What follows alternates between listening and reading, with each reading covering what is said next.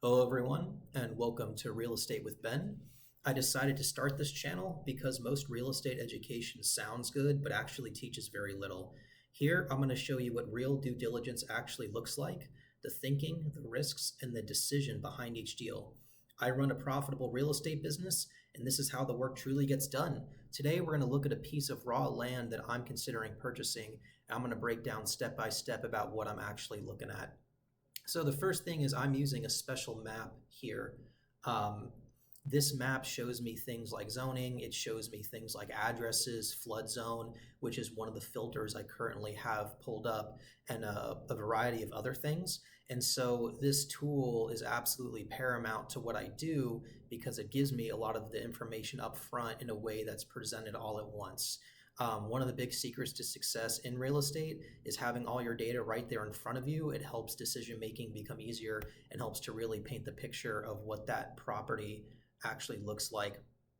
So, taking a look at this property, one of the very first things I'd look at is going to be the flood zone. You can still build inside of the flood zone and do plenty of things inside of a flood zone. It just makes it harder to do so.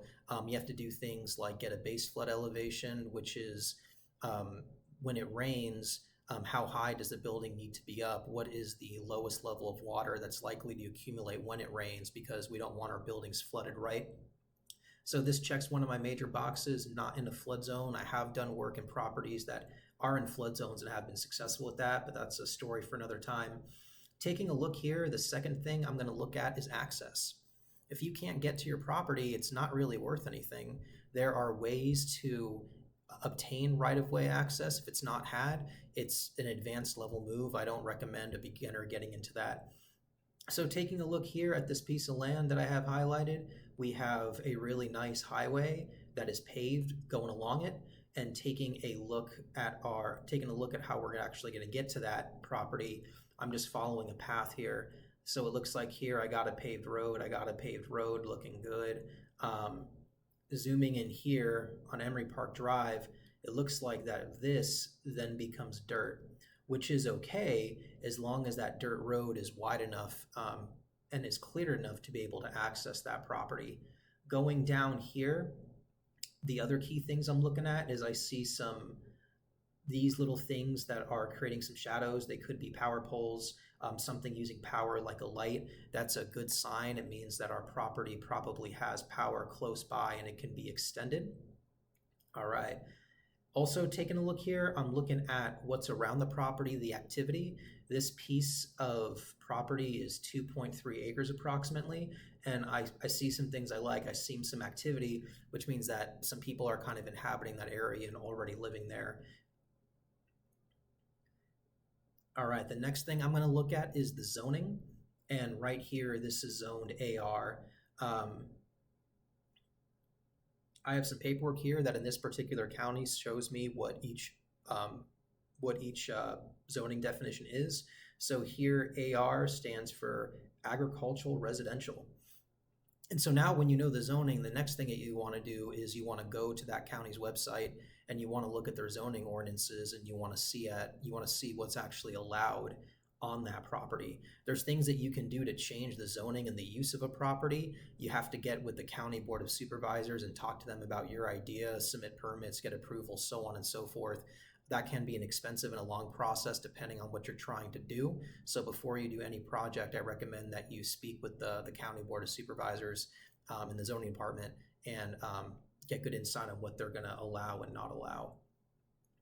So now that we know what the zoning is, I can jump right into the actual paperwork on what's allowed. It looks like here that AR stands for agricultural residential. And let's see what we got.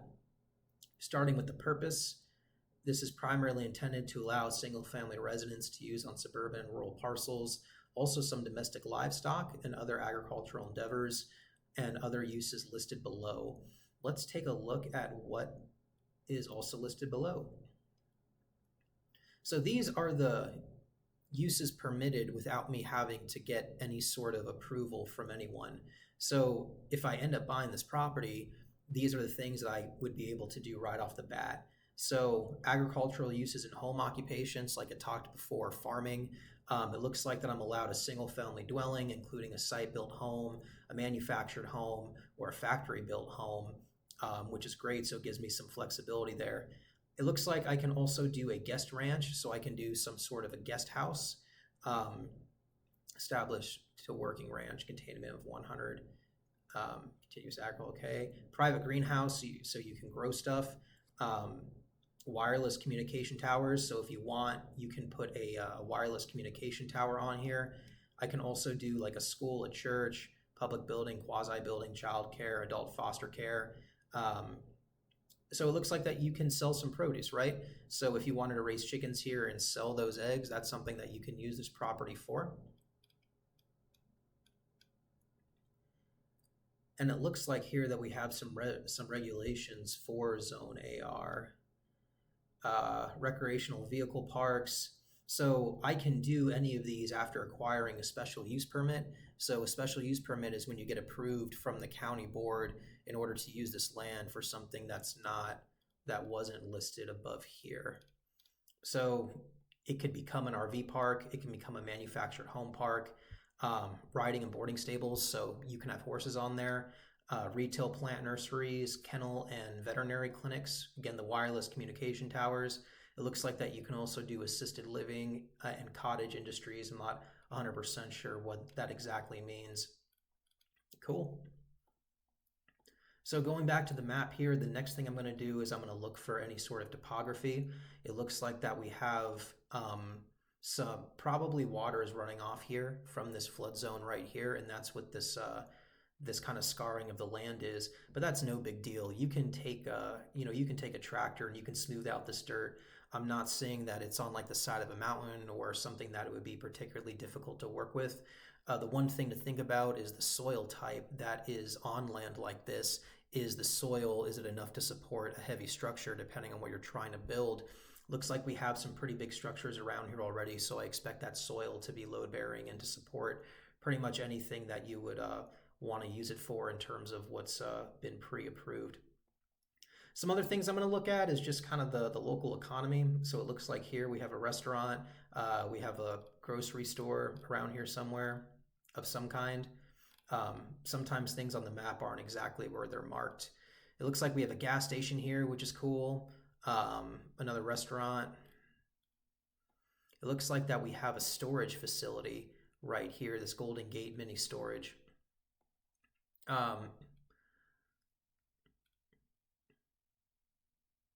Looks like that there's a corner store. So it looks like that there's a pretty good amount of activity. Kind of zooming out a little bit, we can see most of this area is in a flood zone, but there's still plenty of stuff going on here. U-Haul neighborhood dealer. So this land I expect to sell with not much issue if I do go ahead and end up getting it. All right, the next thing I'm going to do is I'm going to look at some ownership records. So every county has something called a county recorder, and the county recorder is in charge of keeping all the legal documents. And so when you go to the recorder's website, this is where you're going to find ownership history, any possible liens, anything else about the property that might be valuable. I will say that it's really important to work with a title company. A title company is a company that gives title insurance and helps to understand the previous ownership structure of this land or of any piece of real estate for that matter. And it helps you understand if you are the sole owner of the property. So all the stuff I'm about to look at right here can also be done by a title company. When you're first starting out, I really recommend that you use a title company. Let's see what we got. All right, and right here, it looks like that there is a government lien on this property from the Golden Valley County Improvement District. An improvement district is usually people who they build out utilities or do other services for a community to make it a more desirable place to live. And it looks right here that these liens were released over the prior consecutive years. Let's take a look at the last three numbers of this parcel number. It's 198. And I should be able to see the document here. Perfect. So this is as of January 30th of 2010. Looks like this was recorded. And what did we say the last three numbers of that parcel was? It was 198. 198.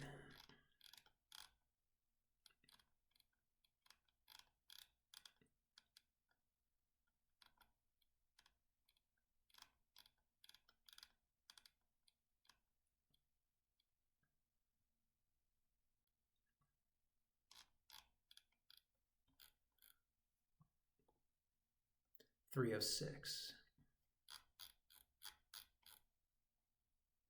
There we go, 306, 15, 198. It looks like that the lien was for 788 and then possibly went to 808. So yeah, the balance due is 808, so that's good. And we know that that lien was released.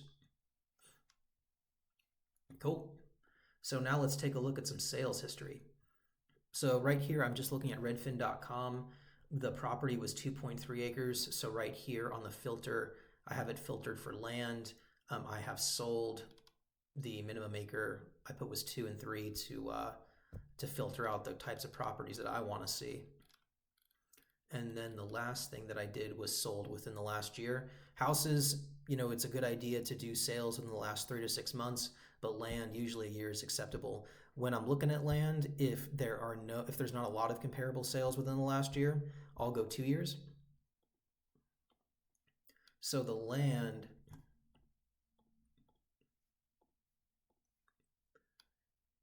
is right here off Emery Park Drive.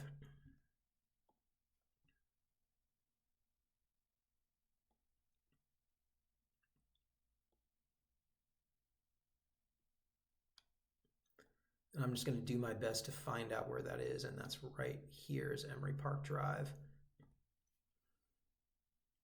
And it's just north of that. So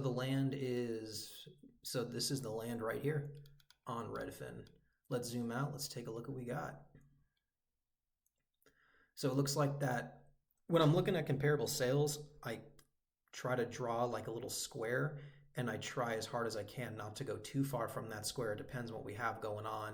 So let's take a look right here. The closest properties are going to be right here. So let's see what we got for 50,000.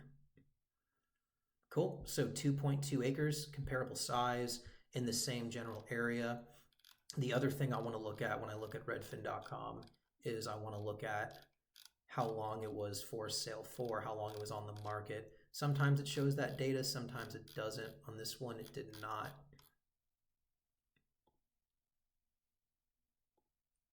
Let's look at this one here for 15. Land, it's pretty common to see some variation in the sale, especially if you're not within a city.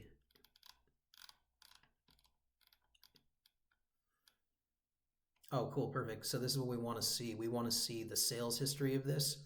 It looks like that on September 30th, 2025, it was put up for 15 and then sold a pretty short time later within a month. Let's check out this one for 60. All right, this one looks like it has a house on it. This happens a lot with Redfin. You'll put in you want to see land, but it'll sneak in something with like a mobile home on it. This is not going to be a good comparable sale for this property, but we can still try to see how long it was on the market, and it doesn't tell us. Check out this one for 14. Sold in June of 25, 2.35 acre lots, same size. And again, doesn't tell us how long it was on the market. We'll take a look at the ones right above. 2.12 acres, a little bit smaller, sold for 27.5 though. Pretty cool. Doesn't tell us how long it was for sale for. Sometimes in these descriptions right here, it'll have insight into whether there's utilities or anything else on the property. So always take a look at the area about this home. Let's look at the one right next door, sold for 8.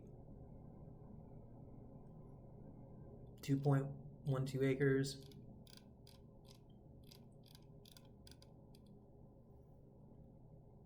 And it was on the market, has a pretty wild history. At one point, someone put it up for sale for $48,000 and then took it down a short time later and put it back up for 13 and ultimately ended up selling for 8.